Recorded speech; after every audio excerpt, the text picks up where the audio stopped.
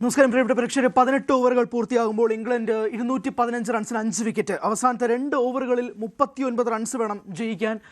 നെഞ്ചിടിപ്പിൻ്റെ നിമിഷങ്ങളാണ്. തണുപ്പ് ഏറുകയാണ് കൈകൾക്കൊക്കെ തന്നെ. കാണുന്ന പ്രേക്ഷകർക്ക് എല്ലാവർക്കും ഒരുപക്ഷെ വാക്കുകൾ കിട്ടുന്നില്ലായിരിക്കാം, അല്ലെങ്കിൽ ഈ മത്സരം എങ്ങനെയെങ്കിലും ഇന്ത്യ എത്തിക്കണം, ജയിക്കണം എന്ന രീതിയിൽ തന്നെയാണ് നിൽക്കുന്നത്. 2 ഓവറുകളിൽ 39 റൺസ്. ഒരുപക്ഷെ ചിലപ്പോൾ ചിലർക്ക് നോക്കാം അതൊരു ഹിമാലയൻ ടോട്ടലാണെന്നുള്ളത്. പക്ഷേ ഇത്രയും ചേസ് ചെയ്ത ഇംഗ്ലണ്ടിന് 2 ഓവറിൽ 39 അടിക്കാൻ അത്ര വലിയ പാടൊന്നുമില്ല. Thanks to Jasprit Bumrah. കഴിഞ്ഞ ഓവറിൽ വെറും 6 റൺസ് മാത്രമാണ് വിട്ടുകൊടുത്തത്. 2 ഓവറുകളിൽ ഇനി 39 റൺസ് വേണം ഇംഗ്ലണ്ടിന് വിജയിക്കാനായി. Jacob Bethell, what a performance. നമ്മൾ എല്ലാം മാറ്റി നിർത്തി പറയുമ്പോൾ പോലും 44 പന്തുകളിൽ നിന്നും 96 റൺസ് നിലവിൽ അദ്ദേഹം നിൽക്കുന്നു. സെഞ്ചുറിയുടെ വക്കിൽ നിൽക്കുകയാണ്. He deserves 100. അങ്ങനെ നിൽക്കുന്നൊരു അവസ്ഥയിൽ 2 ഓവറുകളിൽ 39 എത്തി നിൽക്കുന്നു. ആവേശത്തിൻ്റെ നിമിഷങ്ങളാണ്, നെഞ്ചിടിപ്പിൻ്റെ നിമിഷങ്ങളാണ്. വാങ്കഡയിൽ നിങ്ങളിപ്പോൾ പോയാൽ ഒരൊറ്റ ശബ്ദം പോലും കേൾക്കാൻ കഴിയില്ല. പിൻ ഡ്രോപ്പ് സൈലൻസ് ആ സ്റ്റേഡിയത്തിൽ ഉടനീളമുണ്ട്. 19ാമത് ഓവർ എറിയാനായി ഹാർദിക് പാണ്ഡ്യ വരുമ്പോൾ ആദ്യത്തെ പന്തിൽ 6 വഴങ്ങുന്നു. 11 പന്തിൽ 33 റൺസ് വേണം. വലിയ നിമിഷങ്ങളാണ് ഇപ്പോൾ പൊക്കോണ്ടിരിക്കുന്നത്. Semi final ബർത്താണ്.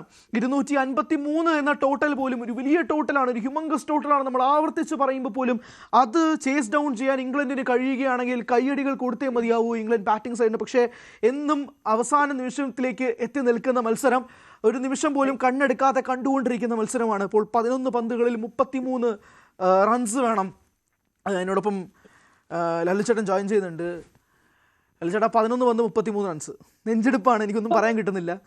നിലവിലത്തെ ഇംഗ്ലണ്ട് ബാറ്റിംഗ് ലൈനപ്പ് എടുത്ത് നോക്കുകയാണെങ്കിലും ജേക്കബ് ബെത്തലിന്റെ പെർഫോമൻസ് ആണെങ്കിലും എങ്ങനെ വിലയിരുത്തുന്നു? ഹരി, നമ്മൾ ഈ വിൽ ജാക്സനെ കുറിച്ച് പറഞ്ഞു, ഫിൽ സോൾട്ടനെ കുറിച്ച് പറഞ്ഞു, ജോസ് ബട്ട്ലറെ കുറിച്ച് പറഞ്ഞു. ഇവര് 3 പേരുമായിരിക്കും ഒരുപക്ഷെ കളിയുടെ ഭാഗതയെ നിർണ്ണയിക്കുന്നതെന്നായിരുന്നു നമ്മൾ പറഞ്ഞത്. പക്ഷേ ബെത്തലിന്റെ ഇന്നിങ്സ് നോക്കുന്നത് അദ്ദേഹത്തെ അടിച്ച സെഞ്ചുറി എന്നൊക്കെ പറഞ്ഞാല് ഒരു 10-40 ബോൾ, എനിക്ക് തോന്നുന്നു 40 ബോളിൽ കാണുന്നു തോന്നുന്നു. പക്ഷേ എന്തൊരു ഇന്നിങ്സാണ്. ഇന്നിങ്സ് എന്ന് പറയാല് നമ്മൾ ഏറ്റവും കൂടുതൽ നമ്മൾ പ്രതീക്ഷിച്ചത് വരുൺ ചക്രവർത്തിയുടെ ഒരു ബാറ്റ്സ്മാൻ വരെ കണ്ടെയ്ൻ ചെയ്യും എന്നായിരുന്നു. പക്ഷെ ഇന്ന് ഏറ്റവും കൂടുതൽ തല്ലു വാങ്ങിയത് വരുൺ ചക്രവർത്തിയാണ്.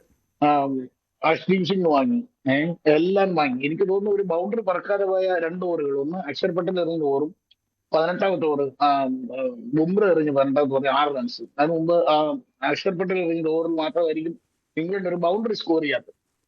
ബാക്കി എല്ലാ ഓവറിലും അവർ ബൗണ്ടറി സ്കോർ ചെയ്തിട്ടുണ്ട്. തീർച്ചയായും 253 എന്നുള്ള ടോട്ടൽ കണ്ടപ്പോൾ തന്നെ ഇതുണ്ടാവും എന്ന് നമ്മൾ പ്രതീക്ഷിക്കുന്നത്. അടുത്ത വിക്കറ്റ് പോയി.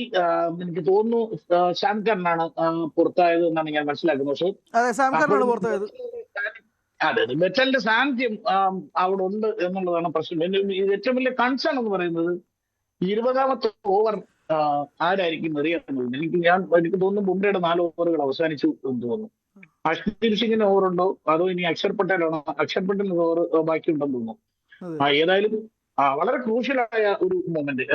ഈ ഓവറിന്റെ ഫസ്റ്റ് ബോൾ ബെത്തൽ 6 അടിച്ചു. അത് കഴിഞ്ഞ് സിംഗിൾ സംഘാന്റെ സ്ട്രൈക്ക്. ഇനി 9 ബാളുകളാണ് ഉള്ളത്. 9 ബോളില് പക്ഷേ സാം കറിന്റെ വിക്കറ്റ് വീണിരിക്കുകയാണ്. ഏറ്റവും പ്രധാനപ്പെട്ട കാര്യം അതൊരു ഡോട്ട് ബോൾ ആകുന്നു എന്നുള്ളതാണ്. സാം കറിന്റെ വിക്കറ്റിനേക്കാൾ ഉപരി ഡോട്ട് ബോൾ എന്ന് പറയുന്നത് ഇപ്പോ എന്താ പറയാ, ഓക്സിജൻ മാസ്ക് കിട്ടുന്ന ഒരു അവസ്ഥയിൽ നിൽക്കുകയാണ്. ഡോട്ട് ബോൾ ആണ് ഈ ഇന്നിങ്സിൽ തന്നെ. ഡോട്ട് ബോൾ എന്ന് പറയുന്നത് ഭയങ്കര പ്രഷ്യസ് ആയിരുന്നു. ഒന്നാലോചിച്ചു, അതായത് ഒരു ഡോട്ട് ബോൾ എത്രത്തോളം പ്രഷ്യസ് ആണെന്ന് നമുക്ക് ഈ ഇംഗ്ലണ്ട് ബാറ്റിംഗ് കാണുമ്പോഴാണ് മനസ്സിലായത്. കാരണം ഈ 253 എന്നൊരു വലിയ ടോട്ടലില് നമ്മൾ അടിച്ച് വെച്ചിട്ടാണ് ഈ കിടന്ന് ചേർക്കുന്നത് കൂടി ആലോചിക്കുമ്പോഴാണ്